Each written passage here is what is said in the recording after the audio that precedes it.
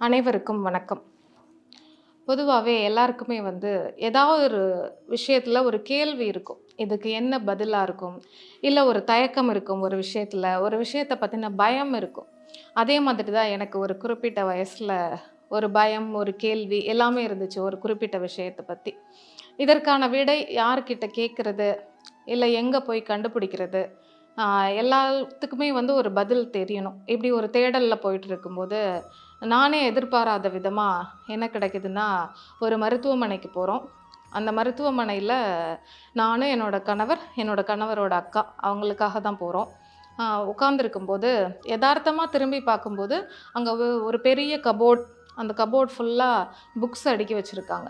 அந்த புக்ஸ் அடுக்கி வச்சிருக்கதையெல்லாம் தாண்டி, ஒரு பெரிய வாசகம் அப்படியே என்னை திரும்பி பார்க்க வைக்குது. அது என்ன வாசகம்னா, "என்னை சந்திக்க காத்திருக்கும் தருணத்தில் இதை உபயோகப்படுத்தலாமே" அப்படின்னு இருந்துச்சு. அதாவது டாக்டர் என்ன பார்க்க வர்றதுக்கு நீங்க வெயிட் பண்றதுக்கு முன்னாடி இந்த புக்ஸ ஏதாவது எடுத்து நீங்க பார்க்கலாமே அப்படிங்கிற மாதிரி இருந்துச்சு. இது ரொம்ப வித்தியாசமா பட்டுச்சு. சரி, நான் உடனே என்னோட கணவர்கிட்ட கேட்குறேன், "இதில என்னதான் புக் இருக்குன்னு போய் பார்க்கவா?" அப்படின்னு சொல்லி. "போய் ஏதாவது ஒரு புக்க எடு" அப்படின்னு சொல்லிட்டு 2 பேருமே தான் போறோம். அந்த கப்போர்ட ஓப்பன் பண்றோம். சும்மா எதார்த்தமா 2 பேருமே ஒரு புக்ல சேர்ந்து கைய வைக்கிறோம். ஒரு புக் வருது. அந்த புக்க ஒரு 10 பக்கம் தான் படிச்சேன். 10 பக்கம் படிச்சதுலயே "என்னடா இது நம்மளுக்கு ஏதோ கிடைக்குதே இந்த புத்தகத்துல" அப்படின்னு இருந்துச்சு. 10 பக்கம் படிச்சு முடிக்கும்போது டாக்டர் உள்ள கூப்பிட்டாரு. ஆனாலும் அந்த தேடல் 3 வருஷமா அந்த புத்தகத்த தேடி இருக்கேன். எங்க புக் எக்ஸ்போ போட்டாலும் சரி, புக் எக்ஸிபிஷன் போட்டாலும் சரி, இல்ல பழைய புக் யாராவது வச்சிருக்கேன்னு சொன்னாலும் சரி, அந்த புத்தகத்த போய் தேடிக்கிட்டே இருப்பேன். சரியா 3 வருஷம் கழிச்சு, ஈரோடு ஒரு நிகழ்வுக்காக போயிருந்தோம். அங்க போயிருக்கும்போது, அங்க புத்தக கண்காட்சி அப்படின்னு பார்த்தோம். சரி, இங்கேயும் விடக்கூடாது அப்படின்னு சொல்லிட்டு போய் பார்த்தா, அந்த புத்தகம் அப்படியே இருந்துச்சு. அந்த புத்தகத்த எடுத்தோன்னே சின்ன குழந்தையாட்டம் எனக்கு மனசுல அவ்ளோ சந்தோஷம். அந்த புத்தகத்த வாங்கிட்டு அடுத்த நாளே ஒரு நாள் ஃபுல்லா உட்காந்து படிச்சேன். அந்த புத்தகத்த படிச்சதுக்கப்புறம், அத எப்படி சொல்றது? நெறையா அத உணர்ந்து பார்த்தா தான் தெரியும் அப்படின்னு சொல்லுவோம் இல்லையா? அப்படிப்பட்ட ஒரு நிகழ்வு எனக்கு கிடைச்சுச்சு இந்த புத்தகத்தின் மூலமா. இத நான் மட்டும் இல்ல, எல்லாருமே தெரிஞ்சுக்கணும். ஏன்னா ஒரு ஒரு மனுஷனும் இந்த நிகழ்வுக்கான பதில தேடி அலைஞ்சிட்டு இருக்கோம். அந்த காலத்துலேருந்து இந்த காலம் வரைக்கும் இன்னமும் அத தேடிட்டு தான் இருக்கோம். அப்படிப்பட்ட ஒரு நிகழ்வுக்கான பதில அந்த புத்தகம் எனக்கு குடுத்துச்சு. அப்படிப்பட்ட அந்த புத்தகத்தோட நிகழ்வ உங்க எல்லாரோடையுமே பகிர்ந்துக்கணும் அப்படின்னு நான் நெனைக்கிறேன். இந்த ஆரம்ப காலகட்டத்தில இந்த உலகம் முழுவதுமே எப்படி இருந்துச்சு அப்படின்னா, அறியாமைங்கிற இருள்ல தான் மூழ்கி இருந்துச்சு. அப்படி உலகமே மூழ்கி இருக்கும்போது, இந்த பாரத திருநாடு மட்டும் என்னன்னா, அப்படியே ஒரு பெரிய ஒளியோட இருந்துச்சாம். அதுக்கெல்லாம் யார் காரணம் அப்படின்னு பார்த்தா, நம்ம சொல்ற இந்த ரிஷிகள். அவங்க என்ன பண்ணாங்க அப்படின்னா, அவங்க சொல்றாங்க, "நாங்க ஒரு ஒளி பொருந்திய உருவத்த பார்த்தோம். அவர் தான் இறைவன். நம்ம இறைவன வணங்குறோம், இறைவன சரணடைகிறோம் அப்படின்னா மட்டும் தான் நம்மளுக்கு எல்லாமே வாழ்வையில முழுமை பெறும். எல்லாமே மகிழ்ச்சிகரமானதா, நல்ல முறையில அமையும்" அப்படின்னு அவங்க சொல்றாங்க. இப்படி தான் இறைவன் அப்படிங்கிற ஒருத்தர் நமக்குள்ள வராரு. அதற்கப்புறமா இந்த பாரத திருநாடு ரொம்ப செழிப்போடையும், வளத்தோடையும், எல்லா விதத்திலயும் சிறந்த நாடா திகழ்கிறதுக்கு இந்த ரிஷிகளும் ஒரு காரணமா இருந்திருக்காங்க. இந்த வேதங்கள் அப்படிங்கிறது என்னன்னா, என்னன்னைக்கும் இந்த பூமியில என்ன நிலவுதோ, அந்த உண்மைகளோட தொகுப்புக்கு பேர் தான் இந்த வேதங்கள் அப்படிங்கிறது. இந்த வேதங்கள் பொதுவா இதுக்கு மட்டும் தானா? அப்படி கிடையாது. எப்படி புவியீர்ப்பு விதி அப்படின்னு ஒண்ணு இருக்கோ, எப்படி எல்லாரும் அத ஏத்துக்கிறோமோ, அதே மாதிரி இந்த ஆன்மீகத்துக்குன்னும் ஒரு சில விதிகள் இருக்கு அப்படின்னு சுவாமி விவேகானந்தர் சொல்றாரு. அவர் என்ன சொல்றாரு? அதோட மட்டும் நிறுத்தல. நீங்க ஒத்துக்கிட்டாலும், ஒத்துக்கலனாலும், நீங்க மறந்தாலும் கூட இந்த விதிகள் உலகத்துல பயணம் பண்ணிக்கிட்டே தான் இருக்கும் அப்படின்னு சொல்றாரு. அப்படிப்பட்டது தான் இந்த வேதங்கள் அப்படின்னு சொல்றாரு. இந்த வேதங்கள் என்ன பண்றாங்கன்னா, ரிஷிகள்லாம் முனிவர்கள்லாம் அங்கங்க அப்படியே ஒரு தொகுப்பா தொகுக்காம அப்படி அப்படியே விட்டுட்டு போயிடுறாங்க.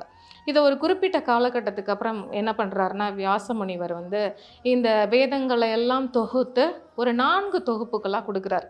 அததான் நம்ம என்ன சொல்றோம்னா, 4 வேதங்களா சொல்றோம். ரிக் வேதம், யஜுர் வேதம், அதர்வண வேதம், சாம வேதம் அப்படின்னு நம்ம சொல்றோம். இந்த வேதங்கள நான் 4ஆ எடுத்துட்டேன். ஆனாலும் இதுல 3 முக்கிய பிரிவுகள் ரொம்ப ரொம்ப முக்கியமானது அப்படின்னு சொல்றாரு. முதல்ல அதுல என்ன சொல்றாரு முக்கிய பிரிவான்னு பார்த்தோம்னா, சம்ஹிதை.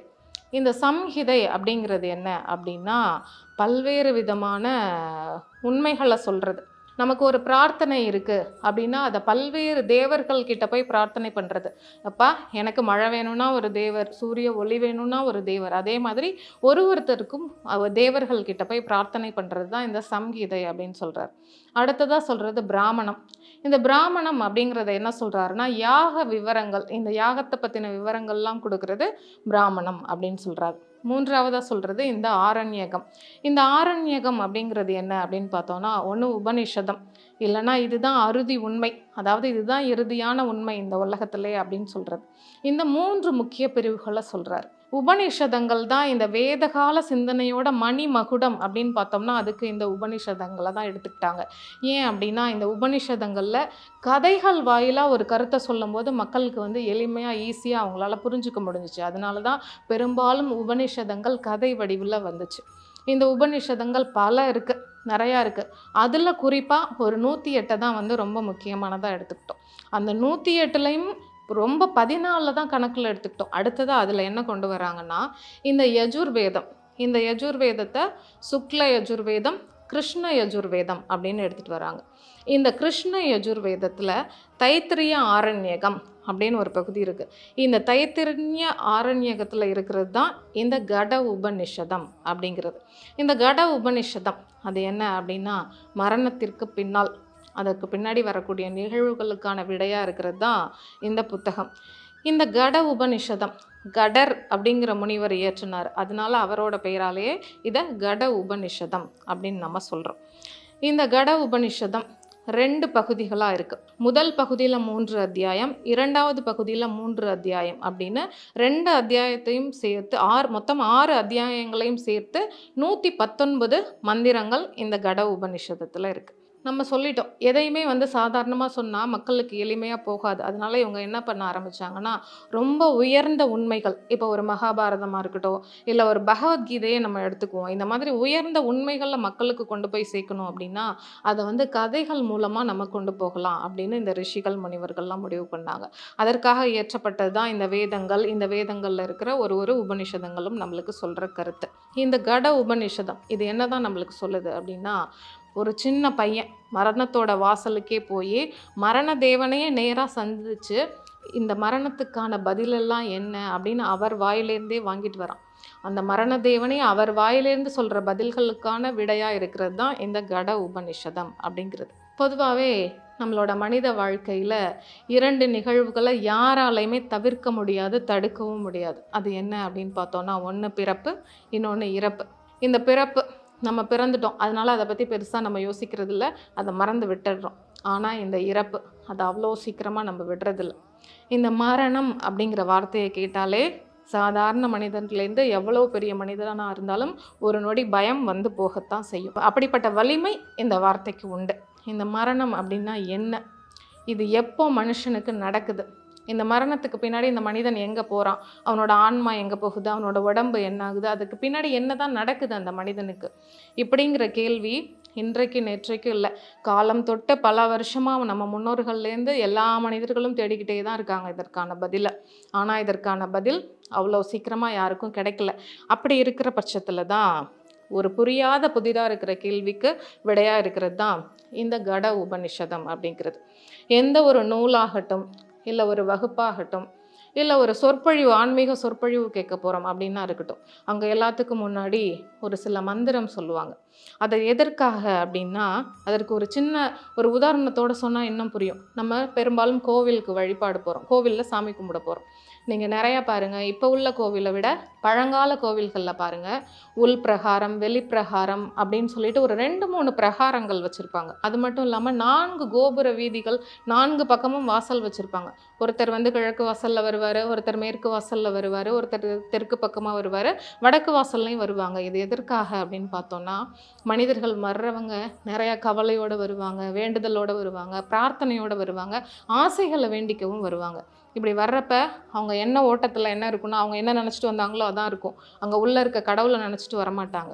இப்படி ஒரு பிரகாரத்தையும் சுற்றி கருவறைக்கு முன்னாடி வரும்போது அவங்களுக்கு என்ன ஆகுமா, அந்த இறைவனை பார்த்தோன்னே அவங்களோட வேண்டுதல் கூட மறந்து, அப்பா உன்னை பார்த்துட்டேன்ப்பா, உனக்கு எல்லாம் தெரியும் அப்படின்னு சொல்லி மனசில் வேண்ட ஆரம்பிச்சிருவாங்களாம். அந்த இறைவனை ஒருமுகமாக வழிபடணும் அப்படிங்கிறது தான் இந்த பிரகாரத்தை சுற்றி வந்து கருவறைக்கு போகிறதுக்கான நோக்கம். கடவுளுக்கே இப்படி இருக்கும்போது அப்படிப்பட்ட ஒரு புரியாத புதிருக்கான விடையை நம்ம தெரிஞ்சுக்க போகிறோம். அப்படி இருக்கிற பட்சத்தில் இந்த கட உபநிஷதத்துக்குன்னு ஒரு சாந்தி மந்திரம் இருக்குது.